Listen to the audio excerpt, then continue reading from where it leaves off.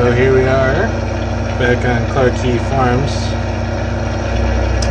Made some changes today, made some new spec maps, some new normal maps, and the color of the tractor matches the cultivator now.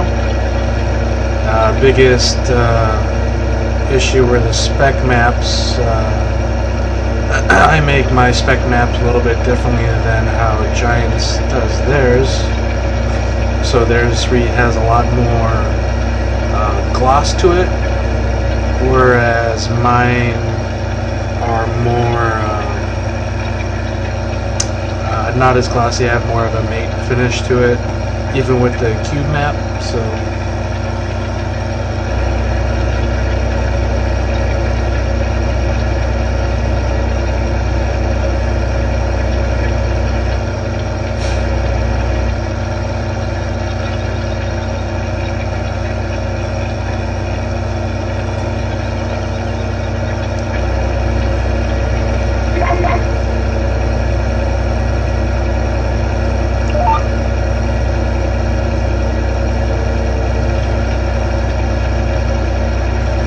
hammering away at our field here still.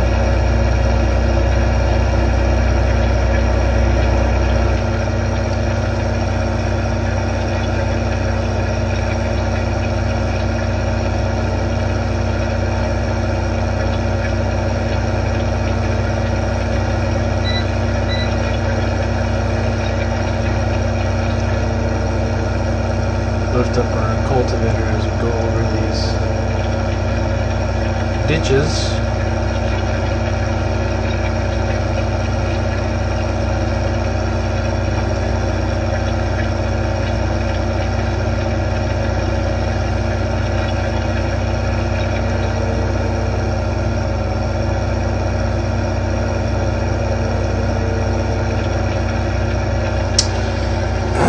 So I'm just basically taking a study break. Right now it's like 11:16, so probably take like a half hour, 40-minute break, and then get back to studying. Have an exam tomorrow. Not very difficult, but still need to do well. Anyways, the different colors were really bugging me because the chassis on this is the New Holland, so you basically had to turn the blue red, which is not an easy thing to do, especially when you're trying to match existing diffuse textures, but managed to dial it in. I think everything's pretty much spot on now to reflect. I mean, my cultivator and crumbler, they use authentic Case IH hex colors based off of what the company released for paint swaths. So you just pretty much take a color picker and select that, and I use that baked at 100% AO light render, so it should be a pretty much exact of what the Case IH looks like. The only difference is when you start making these spec maps, you kind of lose control over your original diffuse. It can be lighter or darker depending on how you actually make your new spec map. So, and that's what was really throwing off the in-game Giants textures. You can have the diffuse colors accurate, but it still appeared off just because of those spec maps. And I wasn't really a huge fan of the normal maps either, so I went and made new normal maps. I think they look a little bit better. So I like these dirt textures too. It's more of a dusty.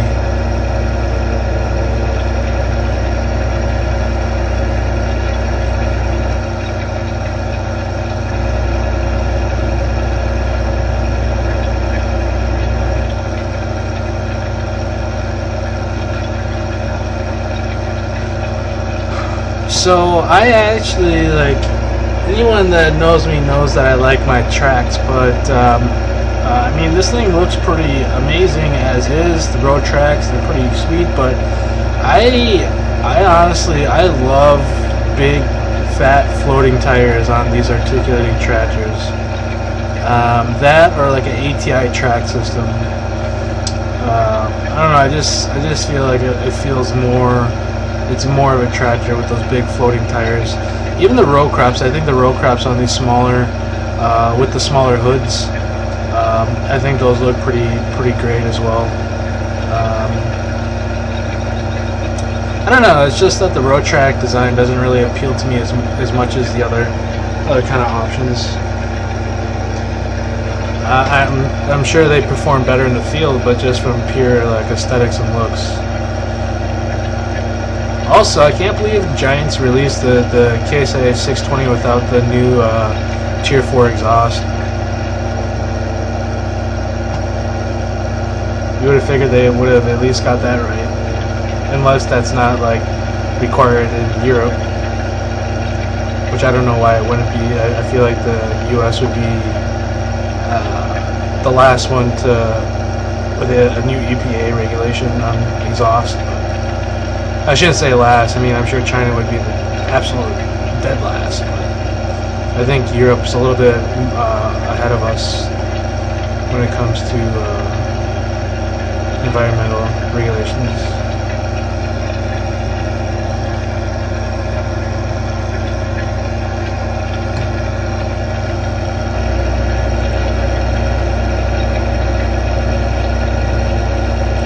So I need to fix the working width on my crumbler so it actually puts moisture down on all parts of the fields. Now it's just kind of like sporadically missing pieces like here. I'm not really sure why, but it is.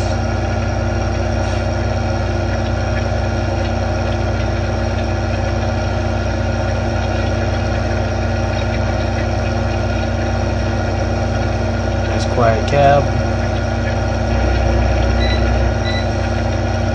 Although the drive control only shuts off one engine noise, not the other.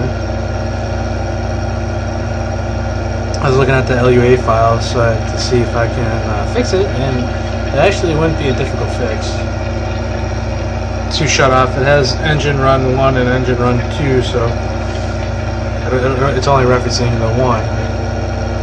So I don't think it'd be very hard to shut them both down and dampen the noise.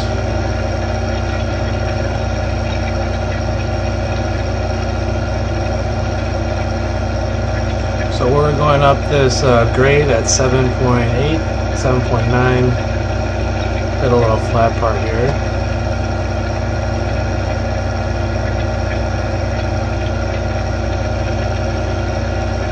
So it's pretty smooth in the field.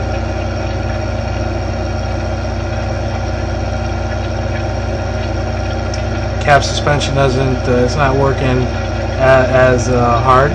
Over on Westbridge, I plowed up some ground and I ran it over with the row crop, and man, you'd get motion sickness in that cab. You're just swaying back and forth like you're on a boat.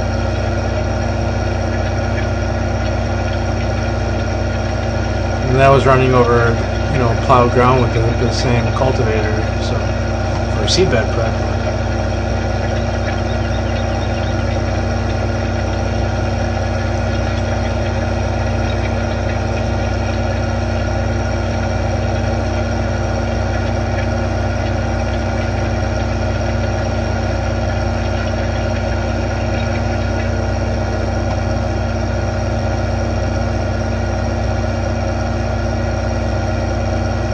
What college do I go to? Well, I graduated college and I went to University of Wisconsin. I got my Bachelor of Science in Chemistry and my BA in Business, so 2 degrees in 4.5 years. And I'm in grad school now, actually technically professional school in Boston. It's 4 more years, 8 years of school. Plus most likely 4 years of residency, so 12 years. So busy, busy, busy.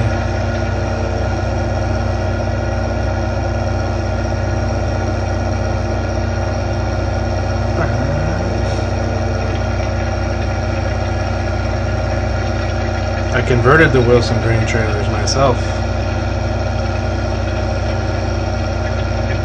And I made them washable.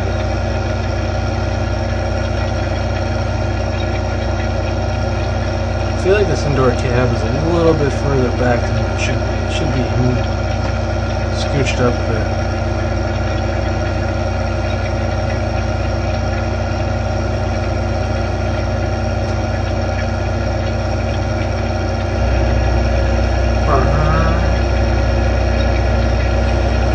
So we're tilling our soybean stubble and the residue in, all of our chopped straw.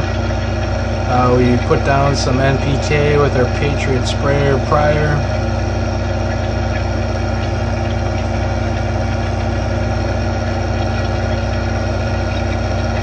Our turning radius isn't that great, so we're doing a staggered formation. It's going to be great coming back because it's easier to make those turns when you're on the you're coming in to that slanted face. And then we'll do a perimeter pass or two, or at least let Courseplay do it. Someone will be doing it.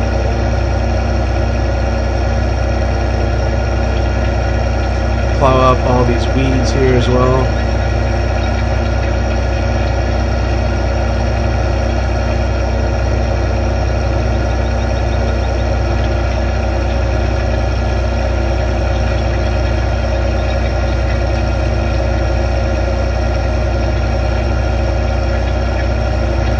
So a little bit smaller hood, different exhaust, Raphael built.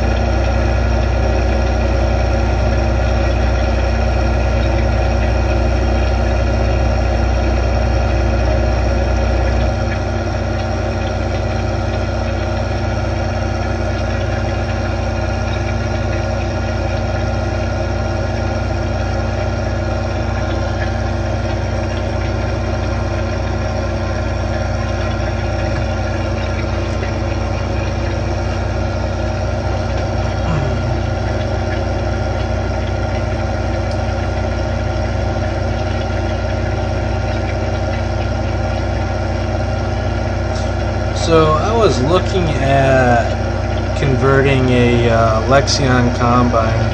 I know there's a few that are like public. I haven't really looked at them, but I remember the ones in 13. They were just kind of messy in the i3D. So, but I haven't downloaded any of them. But I think having a Lexion 760 with that new body style, I think that'd be really cool. And then building a 16-row corn header or something like that. Get a nice Lexion combine.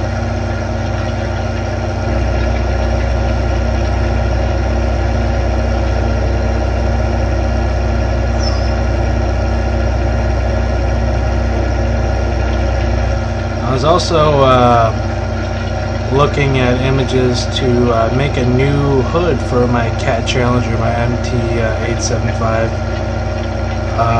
and then make a hood for a 765 as well while I'm at it.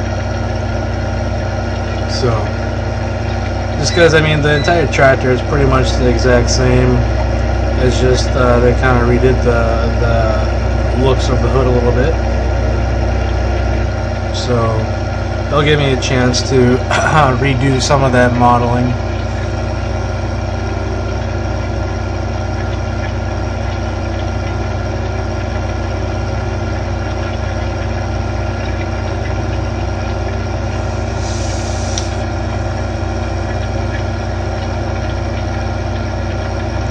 No, my Wind Chaser map will never be released, ever. But I'm planning on making a new map that doesn't have a lot of friends' private map objects and buildings in it. So, but no, my Wind Chaser map will never be public. Sorry.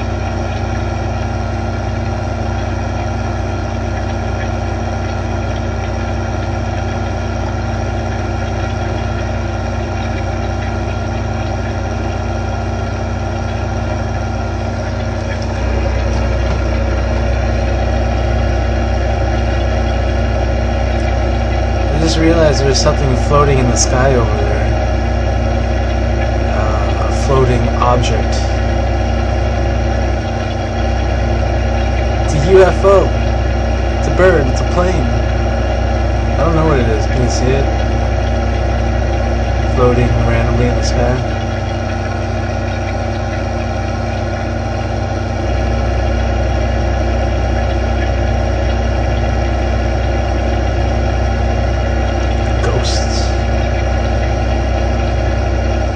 So we're cruising right along, 12 miles an hour, 32 feet, 10 meters.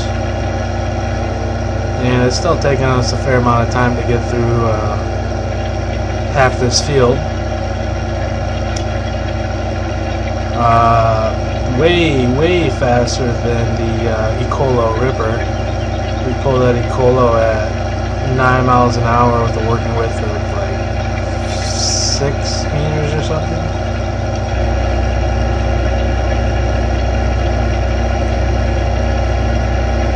It doesn't really pay to plow in all this residue of nutrients when we're already have a pretty heavy load of nutrients. So, especially this section here, I sprayed this once and then let go.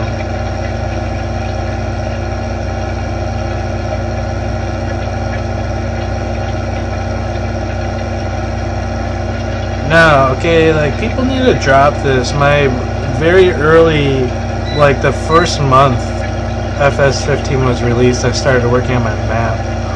This 1.3 version that's out for the public use. I mean, it's not even complete. It's probably like not even halfway finished being built. None of the scripts work.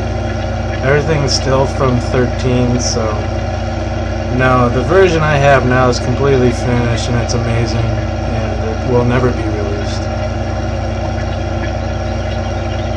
The more that people that like keep bothering me about it, the less and less and less and less and less and less likely I am to ever release anything, because it just gets old. It's so annoying.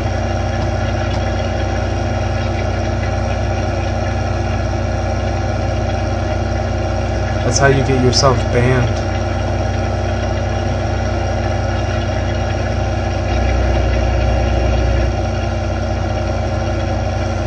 You know, I never understood why. Like in 13, no one ever asked for links. No one ever asked if anything was going to be released. And now in 15, it's like little kids have taken over, and that's the first, you know, no one says like nice work, good job. All they say is link ? It's like, it's amazing what happens over a span of a year.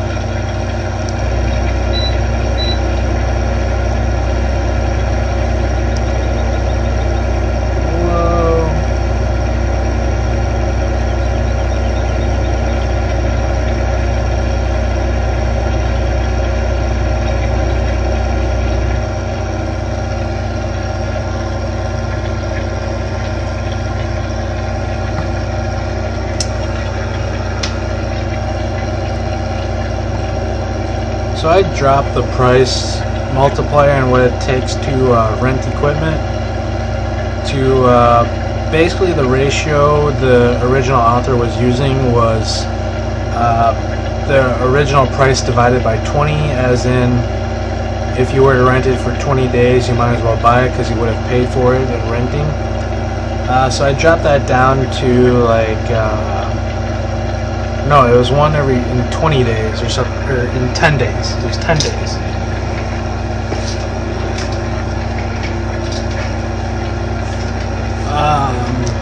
Or something like that. I remember I rented a New Holland, like T8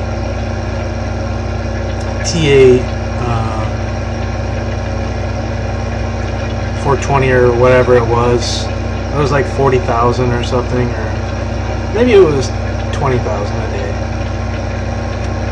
Yeah, it was 20,000.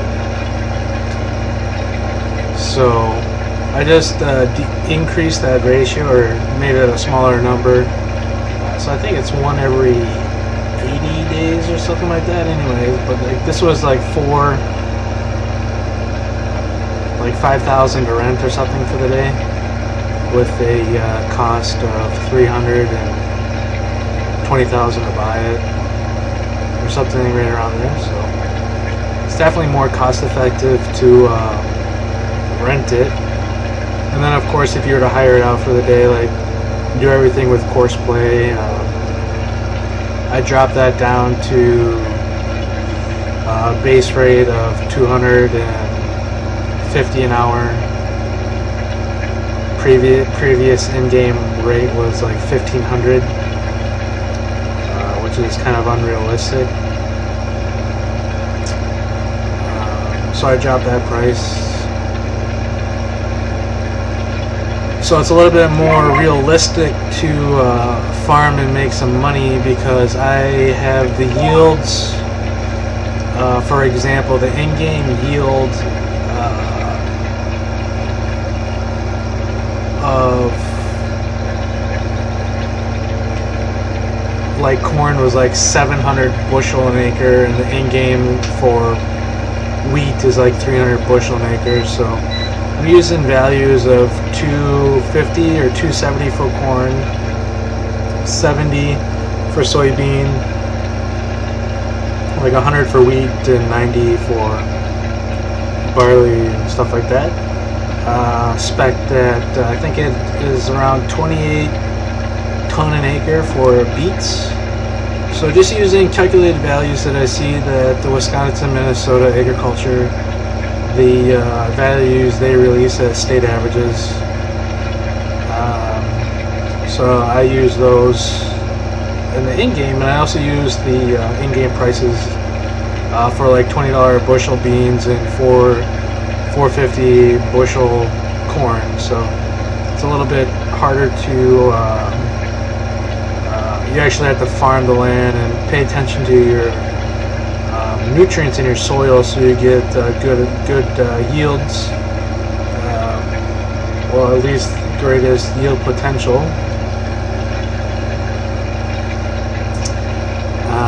So it helps that you really need to farm a lot of acres, spend a lot of time playing to get realistic incomes.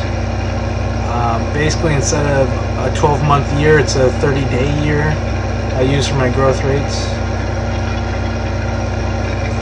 So pretty much every 30 days it takes to go through a full growth rotation. Obviously you can trigger growth, but I try not to do that.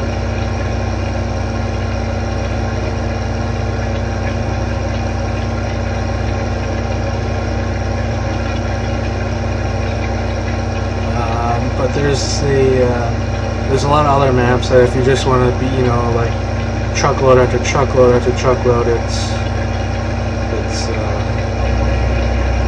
but like my wind chaser, you can get like 5 or 6 truckloads an hour, like actual playing an hour out of a field of corn with a single combine. So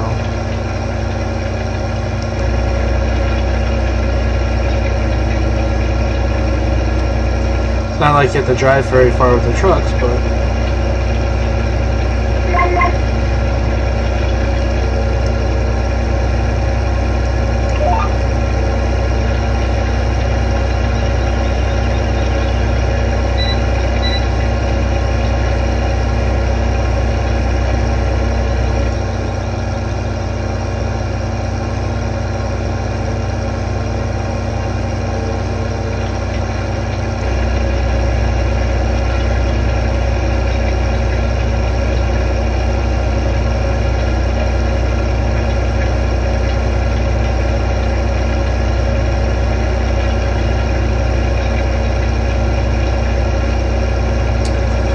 probably will make a 60-foot version of this,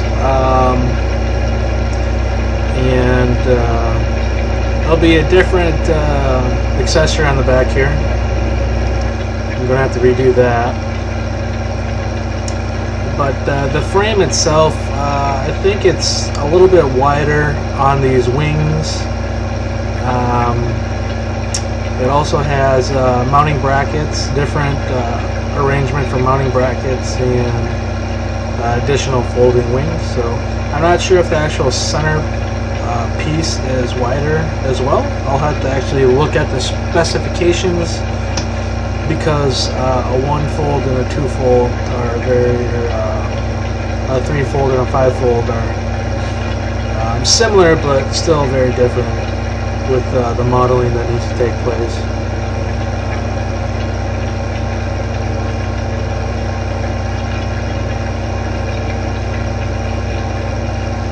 But for now, this thing is working amazing.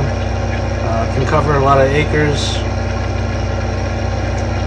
I don't know, you guys do the math. We're probably averaging 10 miles an hour, 10 meters working with. So whatever that is, meters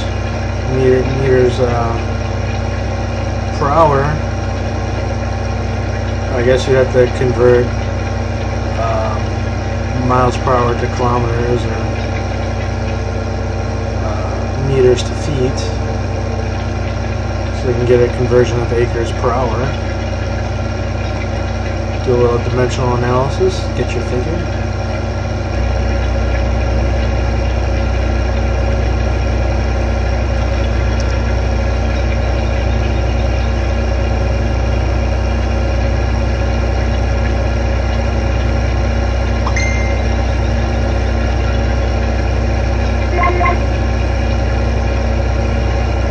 Turn.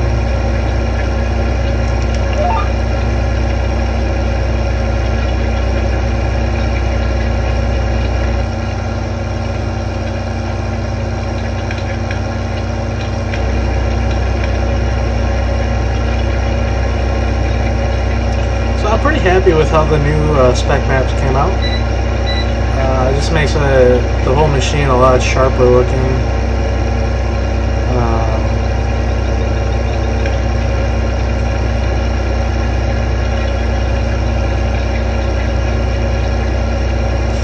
New normal maps also look pretty good. See the suspension work on those cushions a little bit. Can see the spike harrows follow the ground. Walker wheels. Wing flex.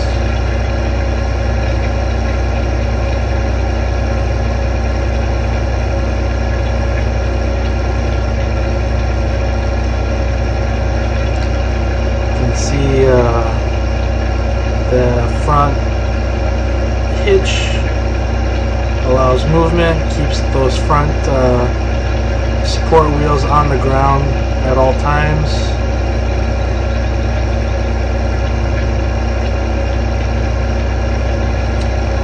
Just a really great design on this cultivator.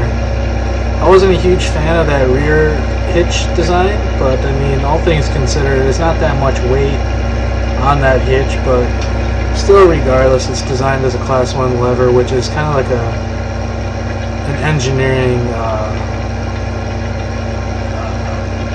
mistake, because it puts all the force in the weakest part, where it works like a seesaw, a teeter-totter. It's like essentially it's used to pry out objects.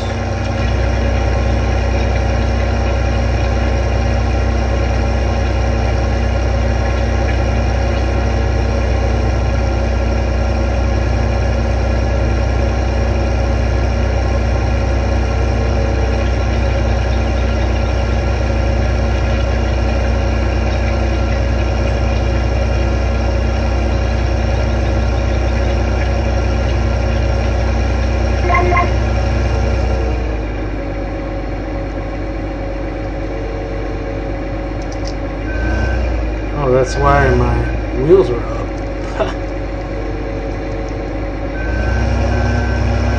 That's why I was missing all that ground. Dirt.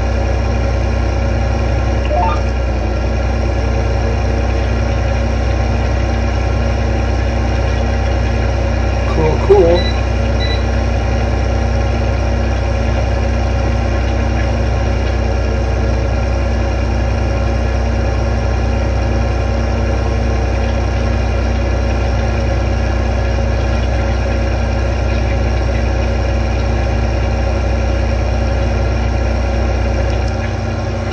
So for seed drills, I was leaning more towards the Great Plains because orange is a really difficult color to bake and bake well.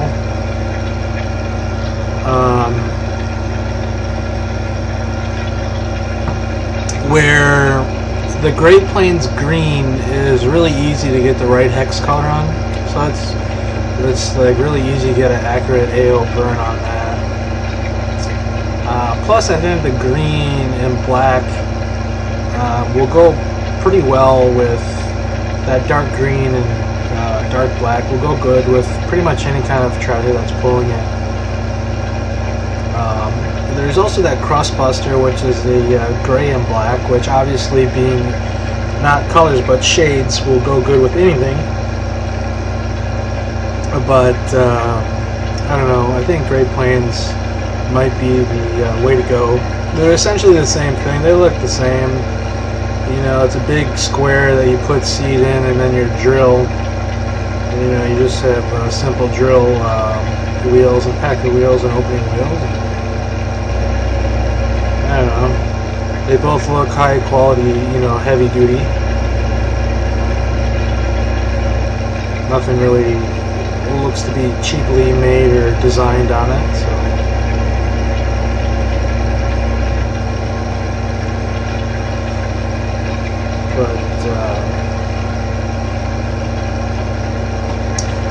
I'd say the only weak part about this Tigermate design would be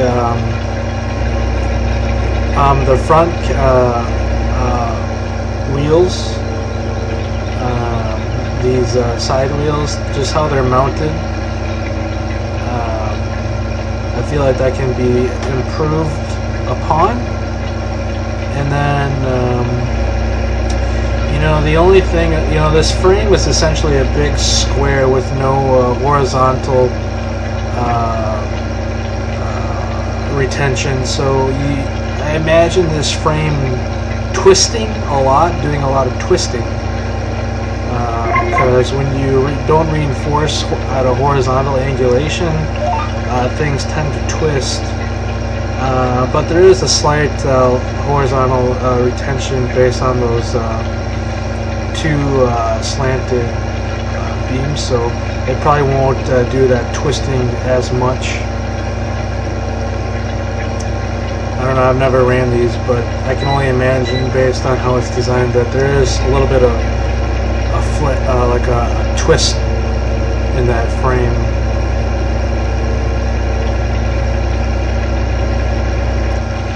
But then again, those shanks aren't, you know, they're not really doing a whole lot of deep vertical ripping. They're pretty much breaking somewhat already loamy material from the fall, loosening it up, aerating it, and getting it nice for a nice seed bed. So they're not really moving that much material. There isn't that much force. So they probably wouldn't tweak the frame that much. And it seems to be, you know, pretty evenly staggered across the frame, so it's not like one side or one point of the frame is receiving more force than any other part of the frame. So it's probably a pretty even load across the implement. Whereas, you know, those Ecolo rippers, those, like that frame design is, I was looking at the exploded diagram views of those Ecolo rippers, and that is so well designed. Like, I've never used it or seen it being used in real life, but I can only imagine like that thing is solid, just completely solid in the field. And you know, the big 13 shank, that's 26 foot. And then you look at like the next aggressive ripper, like the Kraus Dominator, you know, that's what, 18 foot, so it's a lot less working width that they need to deal with. So it's just really impressive how they can design something that wide with that much force. You know, you have 600 horse engine pulling on it, and you have all that ground, you know, 14, 18 inches, you know, you're trying to rip, so all that water gets down, or the plants can gain access to all that moisture down there.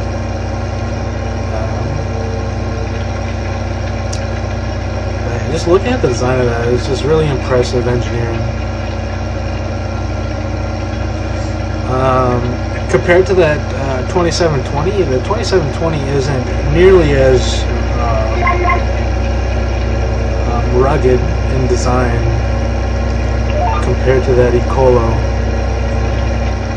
You know, it's essentially just a vertical tillage disc frame that they put shanks on for deep vertical ripping. But that 2730 that Deere came out with, oh my god, that thing is like a freight train. It's bulletproof. I mean, like, you can't get anything more heavy duty than that. That's literally like a construction implement they're using in agriculture, I feel like. I mean, you look at the size of the tractor they have to pull it. They use the 9620R and the 9620RX. You know, those things are screaming at the top of their lungs to you know, pull it up a small grade. But it was cool when you actually look at the technology that with the flip of a switch, you make the adjustments on all, you know, the angulations of the disc, the height that you're ripping, or the depth that you're ripping, and you can do that on the fly. Like, you don't have to get out of your tractor at all and like manually like slap, you know, twist a wrench.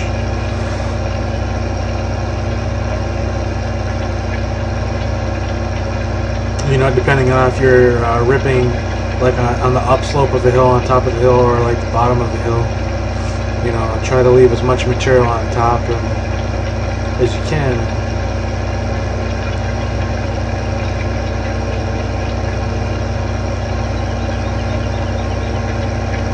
And you see a lot of YouTube videos of guys outfitting their tractors. Like, if they pretty much have John Deere, JD Link, and then they go and buy like a Lexion combine. They pretty much pull out or they pretty much put in a new module so they can be synced with their JD Link. So it's cool that, or like even an MT Challenger, they pull out the GPS and put in a John Deere Link. So non-compatible software is no longer a barrier. I think there's a guy in Canada that put the John Deere Link into the Lexion combine.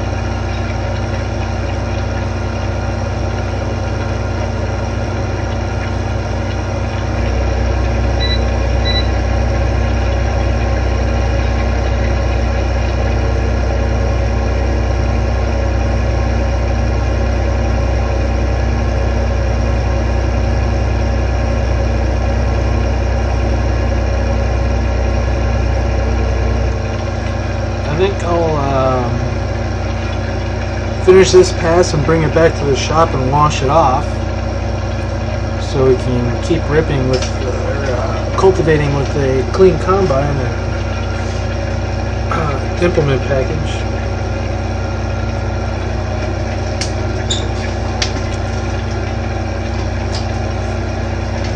So these articulating tractors, I'm not like the biggest fan. I mean, they look great, but actually, like trying to like drive this, you know, on the computer virtually, you have this big ass end that, you know, impedes your view. I like the front wheel assist tractors, but you know, they only can pull so much. Like even this 470 struggles with this in some parts. 340 would, you know, pulls it fine, you know, on flat or going downhill, but uphill, it's really where the torque values and this 470 earns its weight, earns its keep is going uphill.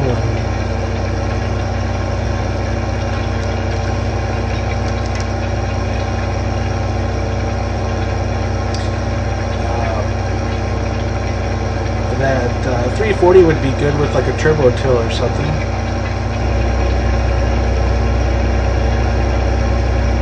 I mean, it still works fine on this.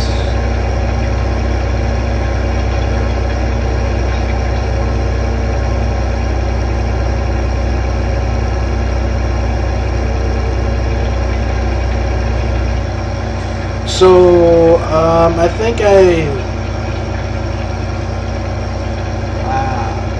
I think I've decided that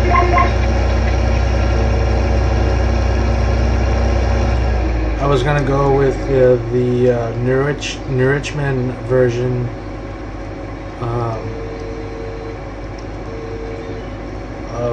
for the new map.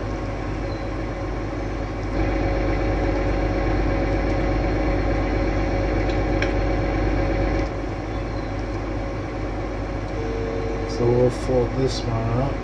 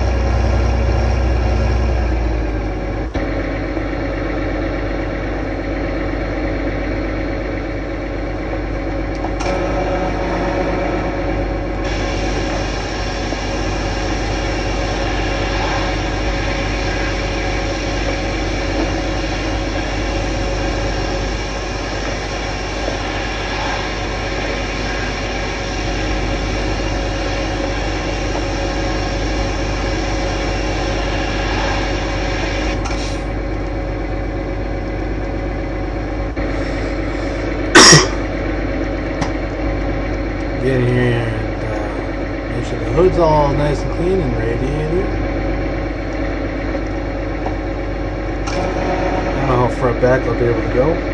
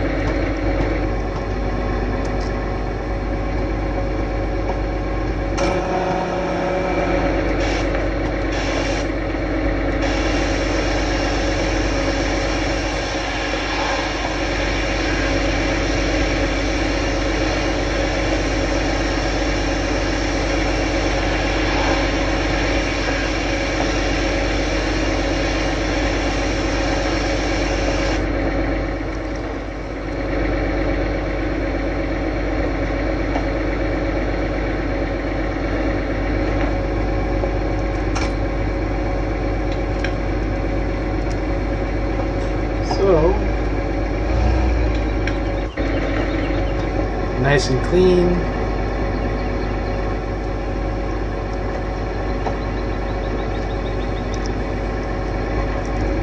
Back to work.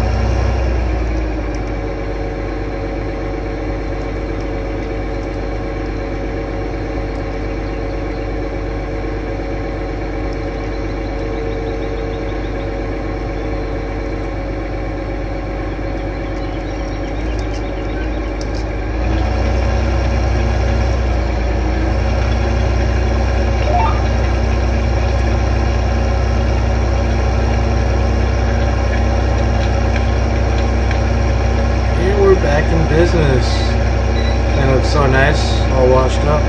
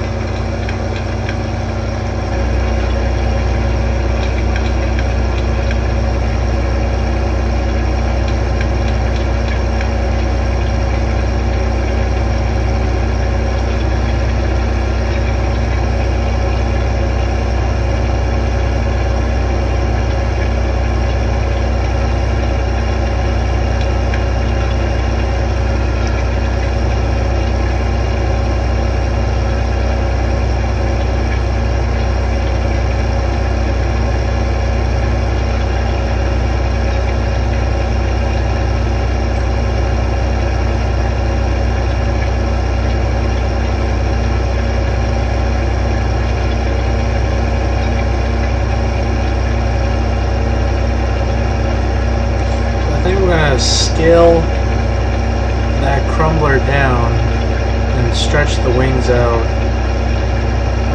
back in Blender. I think it's a little too, the beams are a little bit too big.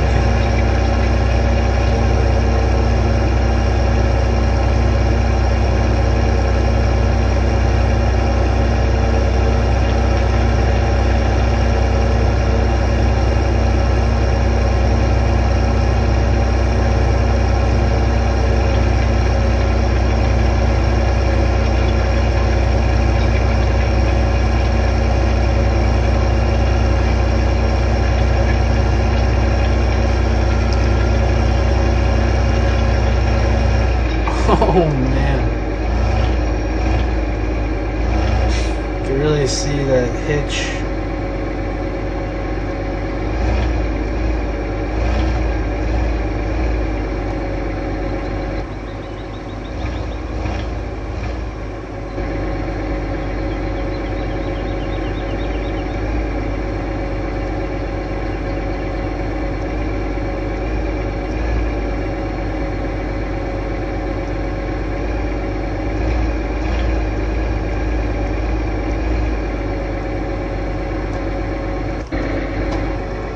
Get out and just look at this thing.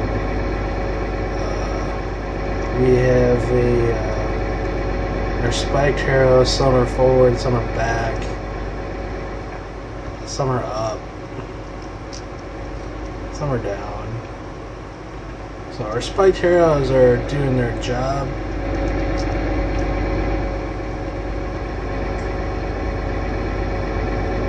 Missing some ground though.